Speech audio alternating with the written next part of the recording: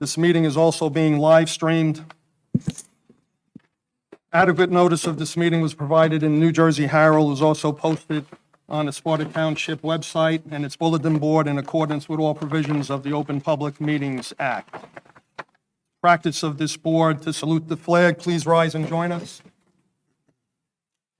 Pledge allegiance to the flag of the United States of America and to the republic for which it stands, one nation, under God, indivisible, with liberty and justice for all.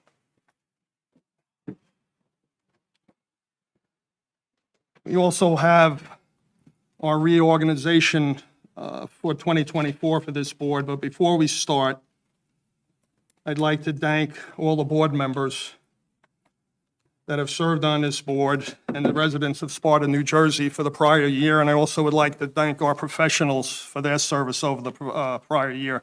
Our board engineer, David Simmons, our board attorney, Glenn Keats, our secretary, Marissa Ferraro, and our land use administrator and planning board secretary that's helped out this board quite a lot, Dory Fox.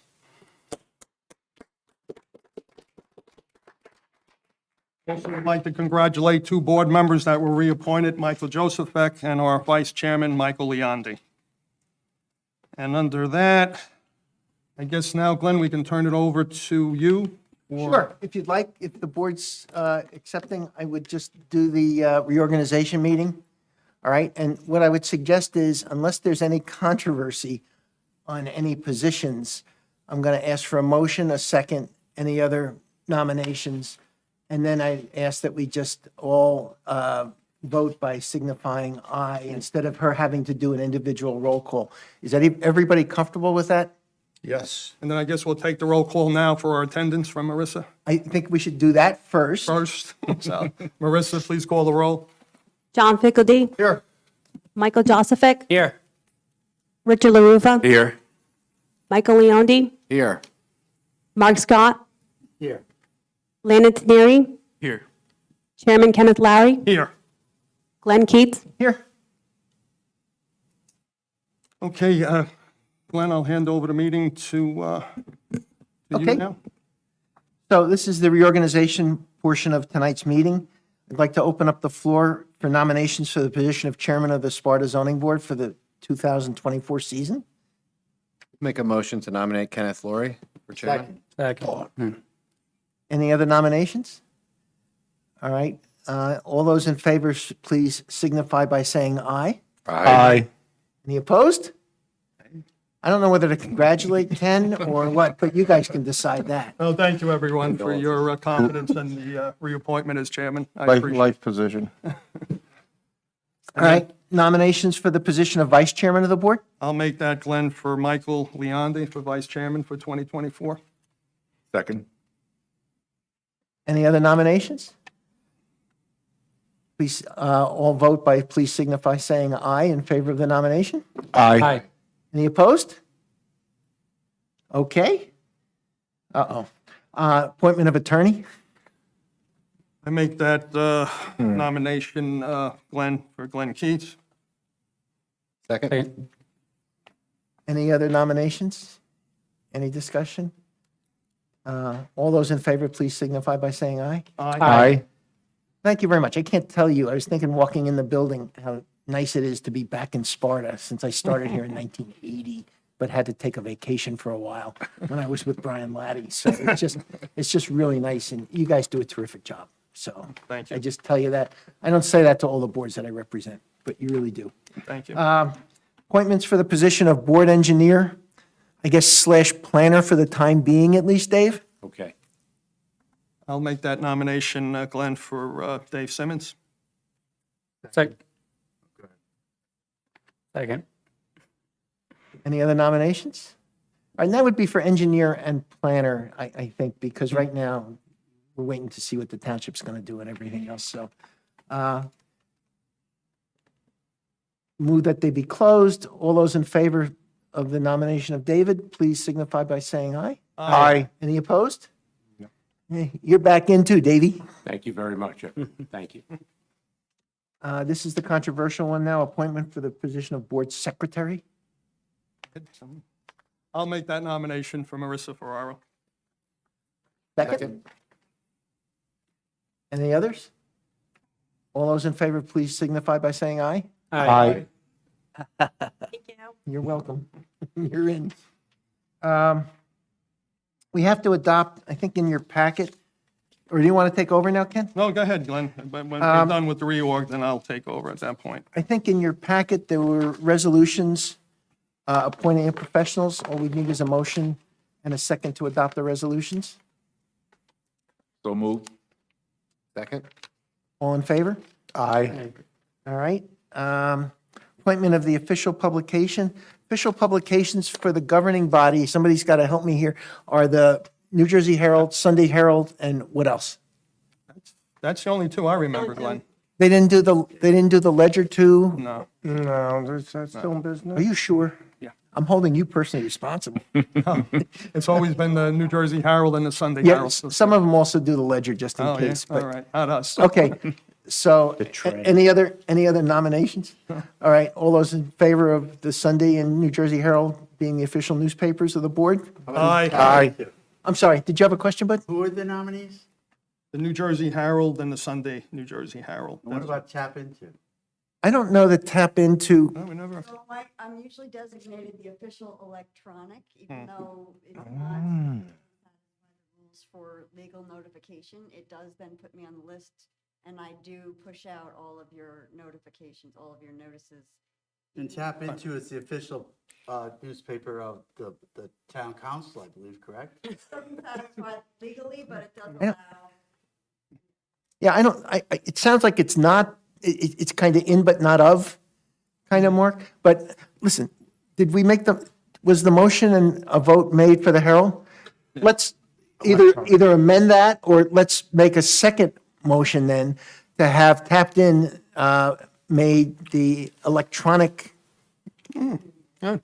Electronic news outlet. the electronic news outlet for the zoning board. Sure.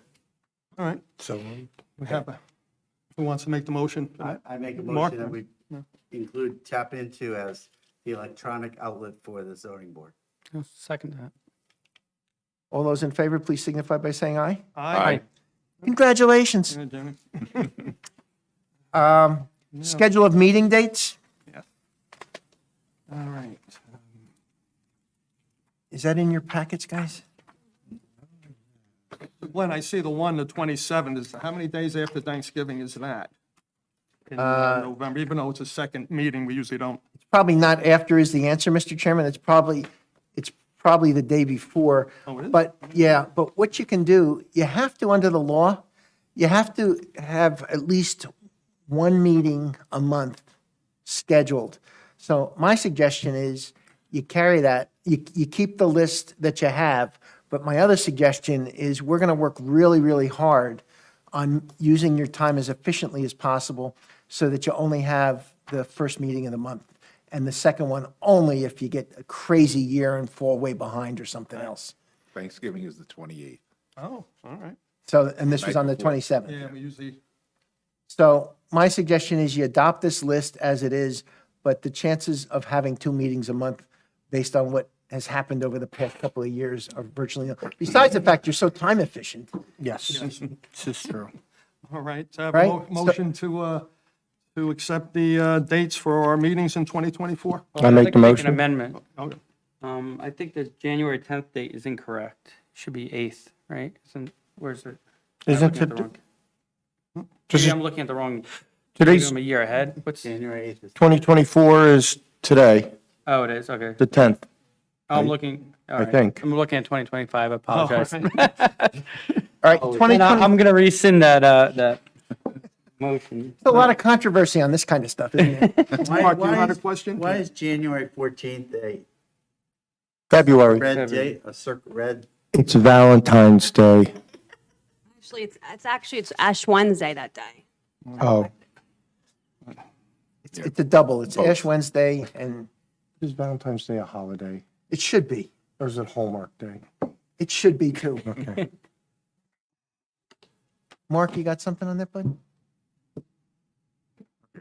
So it's red, or is that something you want to omit, or you want to change it, or you want to keep it that day? I mean, you got 7 guys that are gonna be in trouble, right? not on Valentine's Day. I think we're going to keep it just for the schedule and then just probably have and I'm not speaking for the chairman, but probably have the meeting on the 28th. We'll see then That how. could be. Or you might not have a meeting. We can orchestrate around. We're trying to be as effective and as efficient with your time as possible, so that when we talk ahead of time, we're trying to clump them in, get the applicants to get their act together, and if there are problems and Dave doesn't like an application, he's not even going to deem it complete, so that we're not wasting the board's time and you guys coming out and having to do something. So is this acceptable? Is there a motion and a second? I'll make the motion, Glenn. Second. All in favor, please signify by saying aye. Aye. All right. Mr. Chairman, Yeah. I resign. Thank you, Glenn. Now we have the last item, review and adoption of our annual report. I assume everyone has read it over, and if any comments or questions on it before we send it over to the planning board with some recommendations if we have any. I have a few myself, but any other board members have any recommendations on this annual report? I do not. Now, Glenn, I have a few recommendations to the planning board and town council that do not reflect on here, but I think in the past, we still could send recommendations over, even if it wasn't tied to the annual report, correct? Yes, sir. Thank you. Just if the planning board and town council can potentially take a look at the Airbnbs that are coming into town and have been in town. I don't recall anything being in our master plan about it at this point. And the ADUs that will eventually come into town, the accessory dwelling units on properties. So they're the two recommendations I make if the planning board can review those. And then any ordinances and changes to the town council if they do come up. And then Landon had brought up something with the updating of our zoning map. Since I think you said they've been outdated since 2016? Yeah, and I believe the last time, right now we're at 7 years and 2 months since then. The longest time that's visible on that map was a 6-year gap. So we've extended the longest since then, and I think that it should be probably updated since then. Landon, 2016 is since a you while looked at ago. it, who did the last ones? Dave's office? Was there a name on it as to who prepared it? I can pull it up. I did not look at it specifically. I wonder if it was done in-house by Dave Trost. How does the zoning map change without a master plan change? The answer is it doesn't, but you got to just make sure that it's current and consistent. So the answer is it doesn't at all, Mark. And really, the zoning map isn't something that is within your jurisdiction as the zoning board. Mark asked the right question. It really does come down to the planning board dealing with it under its other powers. So it could be part of the suggestions that Ken made, that you ought to, that the board is also suggesting that the zoning maps and other maps just be updated. If in fact, the governing body has adequate resources to allow somebody to do the work. All right, Landon? Yes. So can that be added to your chairman's list of 2? Yeah, I'll make a motion then Okay. to add that to All right. the list of 2. And we'll have a motion to adopt the annual report. Can I ask another question? I don't know where this belongs. I just want to understand the rules. Recently, in fact, I think it was just a few weeks ago, there was a application that came in front of the planning board regarding a veterinary hospital out on Route 15. And we didn't get a chance to look at that. There were 7 variances. It was approved. The lawyer for the planning board said it should go to the zoning board. And the zoning board said, and the planning board said, no, we're gonna keep it. And I just don't understand how that can happen. Oh, that's, unfortunately, Mark, yeah, that's just a different issue versus like recommendations to this annual report and above and beyond the annual report, like I had mentioned, but in terms of purview, when a board has an application before it, and legal counsel makes a suggestion to be heard there or somewhere else, I don't see that's any recommendation we could make for ordinance or zoning changes. That's a whole different can of worms, basically, of what you're suggesting. That we just couldn't include in these recommendations. This is just basically ordinances and zoning we can recommend to the planning board to look over. I assume you understand? I what I'm saying? understand. I don't think we have any. I'm not so sure that the applicant, I'm not going to put any blame on the planning board at all. I'm not so sure the applicant handled it correctly, Mark. Because quite frankly, if it's a close call, I'm always going to try and figure out with the internal mechanisms, meaning Mr. Simmons down there, or it would have been Harbor Consultants at the time to determine whether or not the application, who had jurisdiction to hear the application. That's ultimately, it's my determination as the applicant's attorney to decide what church it's in, whether it's coming to the zoning board church or the planning board church. And they decided that for some reason it should go to the planning board church. If the planning board decided that in fact it didn't have jurisdiction, it could have just said, no, we're not going to hear this application because we don't have jurisdiction. But it's not up for this board to decide that unless somebody comes in and asks you to do an interpretation as to whether or not a veterinary clinic, by way of example, is permitted in whatever zone it was in, Mark. Yeah, I believe it's conditional use, but something, maybe because I'm a rookie on the board, on the zoning board, I don't understand. But they were granted 7 variances. And why wouldn't that come here first? We're the people that grant variances, aren't we? No. Half true, half false. Yes, you're the people, you're the zoning board. However, there was no use variance, no D variance to trigger it coming here. In order for this board to get jurisdiction of an application like you're talking about, it would need to have a use variance attached to it. You guys can hear applications with 7 and 15 variances if it's for a single-family house and they can't meet side yards and front yards and all this other stuff. But if there's a use variance or something else attached to it, it automatically comes to you guys. But then Glenn and Mark, it's the bottom line. It has nothing to do with this annual report and the suggestions we're sending over to the planning board of what I just mentioned. What we're talking about has no relevance right here at this point.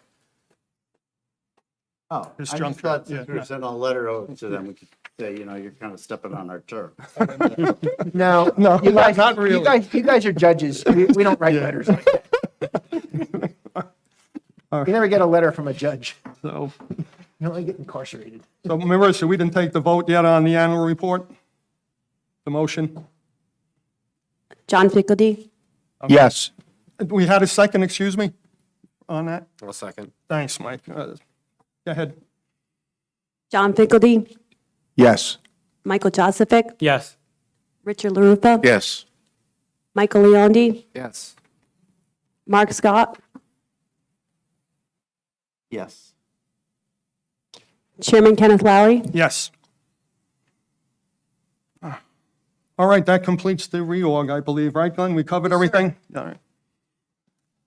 Okay, we have one resolution to be memorialized. It's the John Powers 14-23, the C variance decided on November 8, 2023. The chair will entertain a motion. So moved. Second, Second. any discussion? Marissa, please call the roll. John Pickledy, Yes. Michael Josephic, Yes. Richard LaRupa, Yes. Michael Leondi, Yes. Mark Scott. Yeah. Chairman Kenneth Lowry. Yes. Thank you. Now, just go over the items on the agenda tonight in the public hearing. Andrew Muller for extension of time, application 7-22. Richard Allen, 7-23 for C variance. Then we have the John Maselli and Rocco Ciafulo applications 3-23 and 4-23 for C variances. And on the Maselli and Rocco Ciafulo applications. Chairman, there's some late news. Oh, what happened? They got the letters. Oh, they did. So I think we just have to set it down for, We just got the letters, probably around 4:30, so I'm gonna send them out for review tomorrow morning. I guess that'll be carried to the February meeting. first meeting in February. So Yep, that'll be the first meeting of February. John Maselli and Rocco Ciafulu, applications 3-23 and 4-23 for C variances. Block 32004, lots 2, 3, 4, and 5, and block 32006, lots 5, 6, and 7. And again, that's the February 14th meeting. Mr. Chairman, let me just ask a question. When were they filed and should they renotice? I believe they noticed back in October. In October. Well, that's right on the cusp. I'd suggest that, why don't you suggest that they renotice? If there's a problem, tell their attorney to call me. Okay. And I'll talk to him about it. But right now, let's just carry those, Mr. Chairman, until whatever the date is of the February hearing. Yeah, February 14th, correct? Yes, All sir. right. Okay, and also as a practice of this board to adjourn at 10 PM and not to hear any new applications after 9:30. I don't think that'll apply tonight, but for the record. And we also have the Andrew Muller application 7-22 for extension of time. Good evening, ladies and gentlemen. Daniel Bankendorf from the law firm of Askin and Hooker, representing Mr. Mueller. This evening, we're here requesting an extension of time for a resolution that was granted close to 18 months ago. The purpose for the extension request is the direct result of the uniqueness of the lot. As you can see here, the map, the boundary line between Jefferson and Sparta Township was determined to literally traverse the center of the lot. So it went right through the center of the lot. But that's not really the reason. The reason is the Jefferson application was delayed significantly because there was a tax lien on this property that's actually owned by Sparta. But it was unclear at the time who owned the property. So the tax lien was against Mr. Muller's property. And because of that tax lien, he was unable to move forward with his application in Jefferson. They allowed us to have the application in Jefferson, but unfortunately, after we got the approval in Jefferson, it was still delayed to get the permits to do the work because of the tax lien. They're still working on that in Jefferson, so that's why no work has been done subsequent the approval in Sparta for the C variances. So we're asking for the extension of time because we couldn't break ground because we didn't have the permits in Jefferson because there was a tax lien, because there was a disagreement about who actually owned the lot. And it turns out that Sparta does in fact own the lot. Go ahead. I was just gonna ask, Sparta owns a lot in Jefferson, is that what I'm hearing, or no? Yes, Okay, got it. yep, That's yeah. what I just wanted to understand. Yeah. Let me tell you that everything that Dan just said is absolutely true, because I represent Jefferson, and I got to watch this, and I thought this was a simple one, that the people were going to be living in their new abode 6 months ago. But I think it's just about straightened out, but he does need new time. Any other questions from the board for Daniel? No. All right, the chair will entertain a motion for their request for extension of all variances and approvals for 18 months from the expiration that was November 11, 2023. So moved. Second, Second. Marissa, please call the roll. John Pickledy, Yes. Michael Joseph, Yes. Richard LaRufa, Yes. Michael Leondi, Yes. Mark Scott, Yes. Chairman Kenneth Larry. Yes. Okay, you're set. Good luck. Thank you very much, welcome. everyone. Have a good evening. I appreciate you taking me first tonight. Thank you. Then the application for Richard Allen, this 7-23 for C variance, please come forward.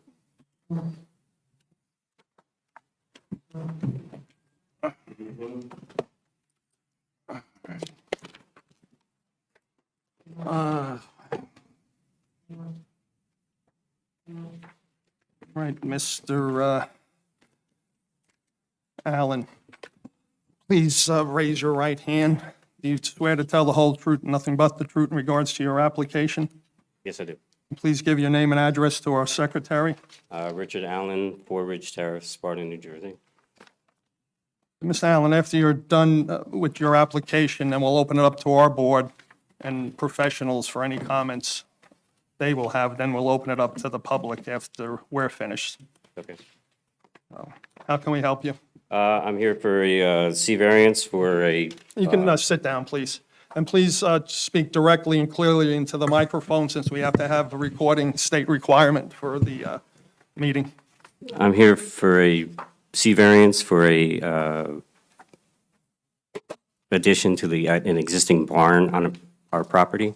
We have an outbuilding on our property that was built when the house was built in 1969. And it's currently 800 square feet approximately, and we're looking for a height variance and a variance from, our property is considered it's a unique piece of property, so there's basically 3 front yards, or because of the way it's shaped. We live on a private road, and we're looking for a variance on the private road because of the size of the addition is like 5 feet short of the center of the private road. The height variance we're asking for is because when the original barn was built, it's 2 stories and it's 22 feet tall. And I guess now the zoning laws are that can't be anything higher than 16 feet when it's not the residence structure.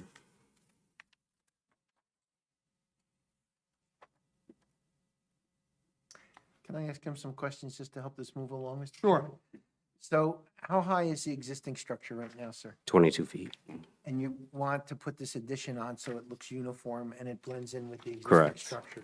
You're going to use the same kind of roofing material and siding, so I'm not going to know 6 months from now where the new one is and the old one is. Is that Correct. correct? Correct. And when this was originally built, and this is a partial question for you and maybe one for David too.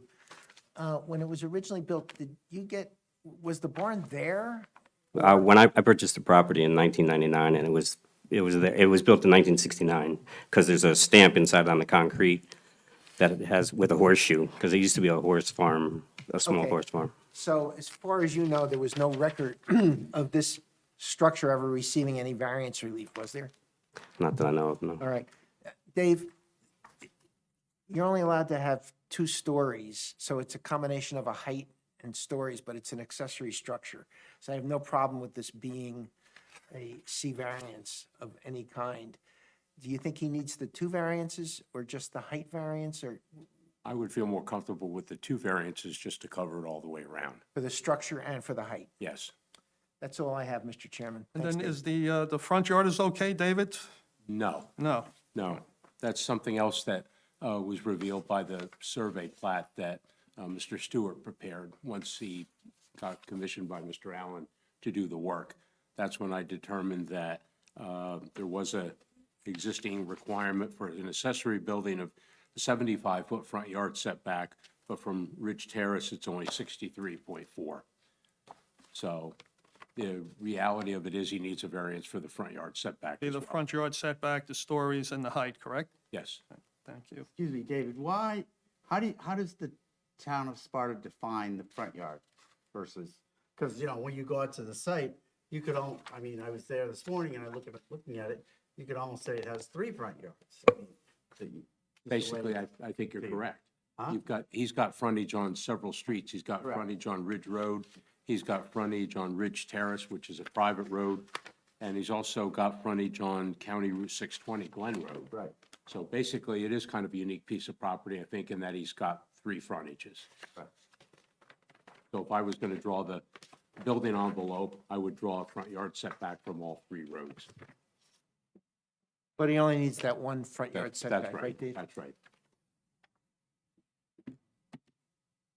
And Mr. Allen, you're not going to have any utilities, running water, anything, electric, anything in the barn? The existing structure that's there now has running water also and electricity in it. Oh, it does? So, yeah. It only has cold water, doesn't have hot water or anything. It's just a slop sink, basically. The board have any questions? I will Yeah, so David, I have another question. Is, if we're gonna say all of a sudden, I don't know if you said it or what, that you could say it has 3 front yards, that would be rather restrictive to the applicant, correct? That would be more restrictive to the applicant? It's a, That sit- would reduce his ability to, I mean, so maybe we should just pick 1 front yard, right? well, the thing of it is, and I understand what you're saying, but in reality, in the R1 zone, the minimum front yard for front yard setback is 75 feet, Right. and rear yard is also 75 feet. Okay, So you get to the same place. thank you, thanks for clarifying. Yep. Okay. You have anything else to add, Mr. Allen? That's it. If not, then David, if you're so kind, for your report. Sure, Mr. Chairman, and just for the record, I'm referring to the report that I prepared dated December 4th, 2023. The first page really just talks about the issues that we're here tonight to discuss and have been discussed already. Second page, under the zoning, we talked about, again, on the principal dwelling, going right to the point, and this may be something for Glenn to talk about. Under the existing front yard for the principal dwelling, again, 75 feet is required. The existing that shows up on this survey is 72.2 feet. So while we're here, we may want to grant that so that he's protected as the applicant, if the board's so inclined. Do you understand that, Mr. Allen? Yes. That way, if Hurricane Chuck comes in and whacks you, you can just go to the bank, everything is valid. It's not like you're starting from scratch again. Okay. And again, we talked about the accessory building already with the front yard setback, the number of stories and the height. And I also point out, it may be something else that Glenn has to add additionally. The proposed accessory building is technically within the front yard area. So I think that may need some additional variance relief as per Mr. Keynes's resolution. That's why you have Dave here to cross every T and dot every I. So I brought that. Congratulations, Mr. Allen, you're up to 4 variances now. Okay. Then with regards to the variance plan, again, the normal driveway requirement for a residential driveway is 4 inches of dense graded aggregate and 2 inches bituminous concrete surface course asphalt. He's proposing to use all just dense graded aggregate. I don't have a problem with that for this particular case because we're going basically to a storage building. So technically, a design waiver is needed for that. I pointed out that Ridge Terrace is an existing private road, as Mr. Allen said. Ridge Road, on the right-hand side of the map as we're looking at it, is an existing township road. Mr. Stewart, when he prepared the plan, shows a roughly rectangular area from the center line over to a right-of-way line. My recommendation is that that particular area be deeded to the township by meets and bounds, so it's in the township's right-of-way.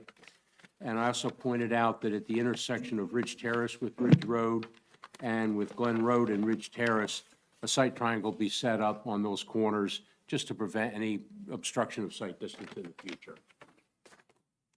Then with regards to utilities, Mr. Allen did just mention that there is water in the barn. When I looked at some of the pictures, I thought there was a sink or an outside hose bib. I guess the bottom line is with regards to the septic system and the water system, you're not proposing to occupy as a residence the barn at all? No. Okay. Then with regards to storm drainage, the township does have an ordinance that if the amount of impervious coverage exceeds 500 square feet, they have to provide some stormwater mitigation. And in fact, on Mr. Stewart's plan, he does show a proposed dry well to collect the quote-unquote clean water from the roof area of the new barn structure. That's satisfactory, subject to getting a soil log dug in that area that meets the requirements under the BMP practices of the New Jersey DEP stormwater regulations. Construction details provide one of the proposed boulder wall. Architectural plans, we've got the height. Oh, the architectural plans call for 22-foot height existing and 19.46 feet proposed. The variance map calls for 20.8 feet existing and 20.4 feet proposed. Clarification is needed. We're going with the 22 feet? Yes, the 22 feet. We were trying to figure out where the 20.8 and the 20.4, I don't think we have the variance map, so I didn't see where, or what the discrepancy was. I didn't see where that came from. Okay, but 22 feet is what you're going for. I just wanted that clarified so that it was correct for any variance the board might consider and also for the resolution. Then with regards to approvals, the county health department for the dry well, the township construction official, obviously for the structure itself. And again, because there are variances involved, to make sure we meet the requirements, or Mr. Allen, I should say, meets the requirements of any variance relief for the front yard setback upon completion of the project, if the board acts favorably, to provide an as-built by Mr. Stewart's office so we can verify that the proposed structure is within the limits that the board may grant. And that's my report, Mr. Chairman. Thank you, David. Ms. Allen, then you agree with all the points that our engineer brought up in his report, et cetera? Yes. Could I ask a question? Yeah, sure. That's where it's open. I think. David, I didn't understand this. Under number 3, it says variance plan. It says, I'm sorry, C and D. A site triangle easement at the intersection of Ridge Terrace with Ridge Road to be set up. And a site triangle section of Glen Road with a Ridge Terrace to be set up. Why is that in there, and what am I missing there? What is that, what's the issue there? When we have an application, that comes before the board, and there's an opportunity from an existing lot, or if it's a proposed subdivision or a site plan, if it's at the intersection of roadways, we ask the applicant to dedicate to the township a site triangle easement, which is basically, literally, in geometric shape, a triangle. And normally up the minor street, it goes traditionally 90 feet. And along the center line of the main road, it goes 300 feet. And then you connect those 2 points with the hypotenuse of a triangle. And the idea is to prevent someone in the future, not saying Mr. Allen would do this, but someone in the future from planting something or building something as an obstruction so that other people along those roads, when they're trying to exit onto the main thoroughfare, aren't blocked with their sight distance and cause a traffic hazard. Now, again, I'm not saying Mr. Allen would do this, but we've seen it where people have purchased a lot and there wasn't a site triangle easement, and all of a sudden they plant forsythia, for example, at the corner. And forsythia, one of the nicknames we have it for sometimes, is a property grabber. And all of a sudden, when it blooms in the spring, you can't see anything. And God forbid, the next thing you know, God forbid, there's an accident. That's what we're trying to avoid. And what the site triangle does is prohibit anything like that from happening over a certain height. And it's usually there in the restriction that if the applicant, or the property owner in this case, does put something there, the township has the right but not the obligation to go in there, clear that out, and assess the property owner. All in the effort of public health, safety, and welfare. That was a great explanation. So you're saying that really, the site triangle really doesn't have anything to do with the building. It's just an opportunity for us to maintain the site. That's Maintain right. the visibility. That's right. And one of the things I try and do in something like this, whether it's a drainage easement, a right-of-way dedication, site triangle easement, whatever it might be, if you didn't have a mapping already done like Mr. Stewart's done for this, it involves a lot of work to get to that point. But while this map is fresh in the mind of Mr. Allen and the board and the township, it's not that much of an effort for Mr. Stewart to put that easement on this map. His attorney can put the description into proper deed form, and then it's done. Now's the time to do it. To be clear, I know I'm asking a lot of questions. I'm all for this. I went out there. It really looks like it'd be a great improvement. to the Yeah, neighborhood. that'd be, yeah, just one question. I was just curious as to why all this time it was never already there as far as the easement's concerned. You know, a lot of times, it's a good question. A lot of times when subdivision plats were done, especially around the lake community, say in the 50s and the 60s, they didn't set up a lot of easements.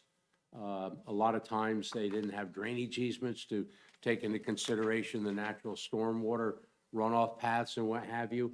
And then when problems develop, then we've got to go, when I say we, the township or the municipality, has to go and talk to the neighbors and develop all the maps themselves. So again, it's not saying that you've got a problem there, it's just to prevent a problem in the future. You, I'm sure, wouldn't put forsythia on the corner. I keep going back to that.